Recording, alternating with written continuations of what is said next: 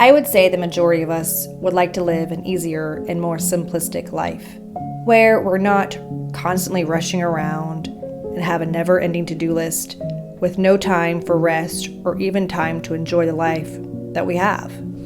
Simplifying your life is all about focusing on what's important to you. In order for us to focus on the things that we truly want and that matter to us, we need to get rid of every distraction and bad habit that's in our way. This can look completely different from person to person. So I'm going to share my experience today and give you 11 things that I quit and am currently quitting in order to simplify my life. So the first thing I quit was bad eating habits. Unhealthy eating habits, also doomsday scrolling, and watching a lot of TV. This happened to me during a time, this habit was created during a time after my father passed away, and I just developed some really bad habits. It's the first time in my life I actually just sat and ate my emotions. And that's not something that's normal for me. And then I was watching a ton of TV along with the bad food habits.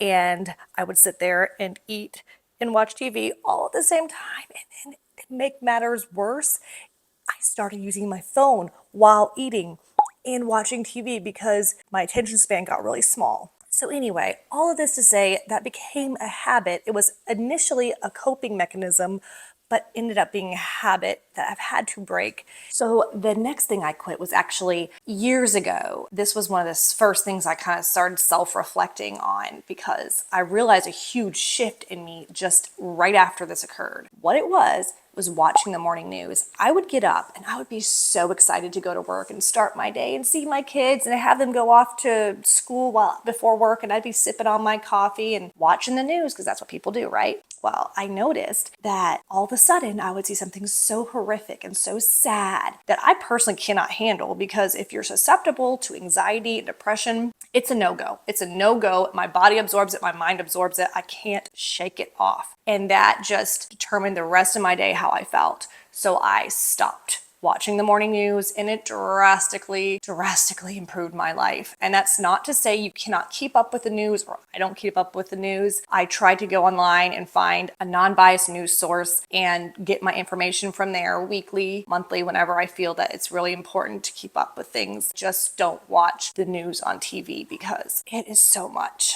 So the third thing I quit was too many choices. And when I say too many choices, I'm talking about like with products. So for instance, in my kitchen, too many utensils, too many products in my bathroom. I would even go to take a shower and voila, like 4 different shampoos, 5 different conditioners, 2 different masks, body lotions and body gel. It's just, the list goes on. And all those choices on top of all of my responsibilities at that point in my life were causing overstimulation. And I just couldn't even figure out, what decision to make. One more thing to think about before I start my day. So now I have a very simplified system. I got down to 1 shampoo, 1 bar of conditioner, 1 bar of soap, 1 body gel. I have simplified that. I went through my kitchen. I eliminated the utensils I don't need and just simplified all those little decisions, because those little decisions add up. So after I eliminated all that, I noticed that another thing that was bothering me was my phone notifications.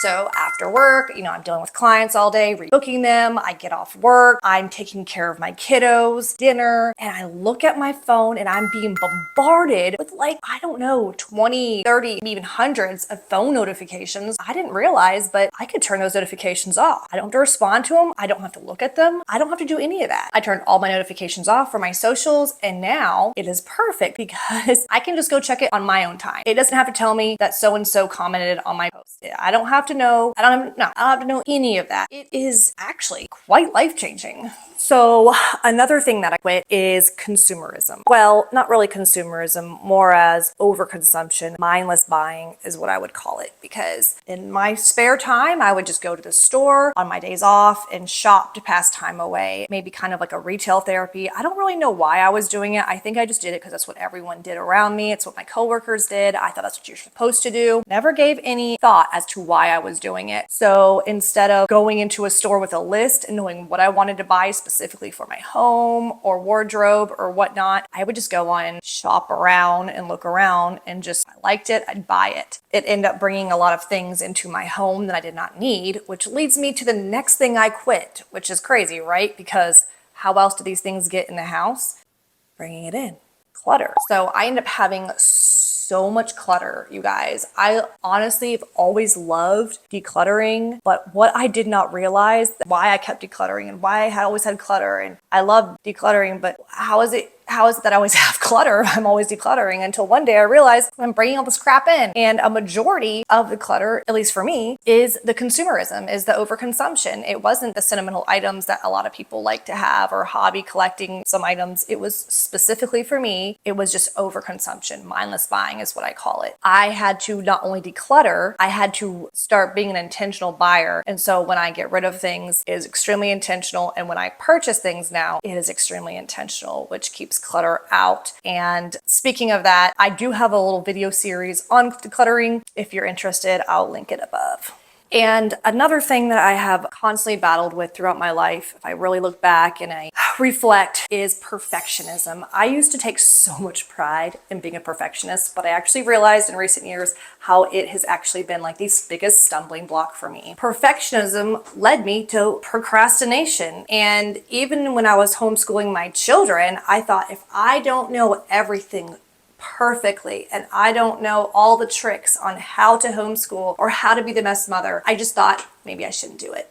So perfectionism can honestly not only help us to procrastinate, but also just not do anything at all. And that's like paralysis. And that's what it led me to. So I am trying my hardest now just to do the things, Done is better than perfect. I have a quote. Hold on, let me find it. Imperfect action is better than perfect procrastination. Start whatever it is that you need to. It doesn't have to be perfect. Same thing with exercise. I think if I can't lift the biggest weights, or if I can't do the hardest thing and I don't have the best figure on day 2, then I might as well not try it. But you know what? It's about the journey, not just the destination. So the next thing I quit was information overload. When you go to find something on the internet or learn a new thing, there's so many options out there. So, you click on one video and you're like, okay, yeah, got it. I'm mastering it. I'm good. But then all of a sudden another one pops up with a different perspective or just adds to it. So instead of just trying to master this one thing and get really good at it, I was just going in like 10 different directions and I couldn't master anything. It's very distracted with all the other opinions and whatnot. So I now, if there's something I'm trying to master, I just stick with that one thing or that one subject for the week and really focus in on it and let it seep in until my little brain can really wrap itself around that idea and master it. And then when you have all that overload at night, your brain's like, bleep, bleep, bleep, bleep, bleep, bleep. Having a freaking party and you can't even sleep because you're thinking about all of the information you have consumed. And for some reason, because it's so much, none of it can come together and none of it makes any sense. And then you really just don't learn anything at all. So I quit that. I just focus on one thing now, and that's what I do. I also quit comparing myself to others. And I've never been like the kind of person who gets jealous of other people for having a bigger house or a nicer car. I'm not really materialistic like that. I'm really happy for them. But my comparison came in different ways. So I definitely do compare, but not in the material sense, but more like, oh, Joe over there is successful, so knowledgeable. How did they get so successful in their business? Or they seem so happy. What is the key to success? Oh, you're doing such a good job raising your kids. You must have the secret sauce. That kind of comparing. And you know what I've learned to compare is to despair. So I am eliminated the comparison, and I have had to really sit back and reflect and say, they're not me. They're on a different journey. I don't know their journey. I don't know what they've been through. I'm happy for them. We should be happy for each other, right? And cheer each other on and realize that my journey is different. I made decisions in my early 20s and late teens that have affected me tremendously and have given me the journey I'm on, has taught me the things I have been taught, and I'm extremely grateful. But a lot of those lessons have been very hard, and it's been a lot slower climb to success, or what I would, consider success, or just learning. So I quit comparing, and I realized we're all on this beautiful journey called life, and learn what you can, apply it, and enjoy your journey. Stop trying to get from A to Z. Enjoy the whole alphabet. Enjoy what you're learning, because once you're there, it's never as fun as you think when you look back. That the journey was so beautiful. So yeah, I just don't compare anymore. Everyone's so different. And the next one is overcommitting. Especially in my job, I would overcommit. So I would take all the clients, not say no to the clients, work every day off. And what I have learned is when you say yes to something, you're actually saying no to something else. There was at one point I was so burnt out and I was like, okay, I need to stop this overcommitment and saying yes to everyone. I need to spend more time with my family. I need a break at night. I can't be working these 12-hour days every day. I am exhausted. So I cut back on my hours and I would get off like around 4 or 5. And then because my son was in Boy Scouts, somebody asked me if I could help volunteer at the Boy Scout thing and be on the committee. And I was like, sure, because I had no boundaries. I started helping out there. And then I realized I'm just as exhausted, except I'm not even making money and still not spending time with my family. And so I had to really reevaluate. If I said no to this, I need to continue to say no to protect my time and my energy. And ultimately, it was about hanging out with my family and feeling like I had a life outside of my work. So yeah, I stopped overcommitting. Another thing I quit was toxic relationships and toxic environments. I realized that I found myself in a very toxic work environment at one point in my life, and I noticed that my behavior started to change and my thought process. I became really negative, and that was not like my normal personality. I didn't feel like it's more of a learned behavior, and I became negative, and not just my thought life, but just a negative person in general, and became gossipy, and I didn't like who I was becoming. I don't think so.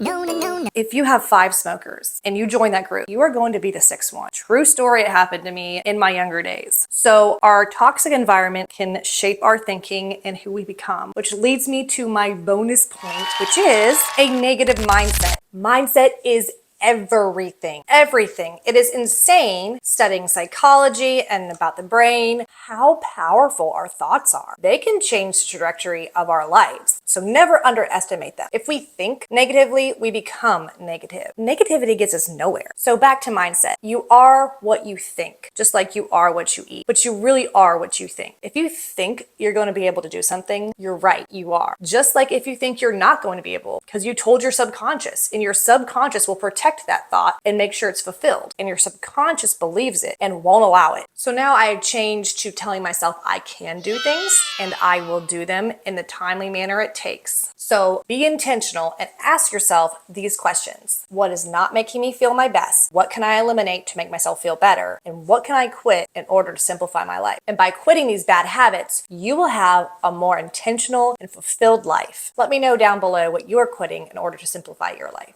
See you next time.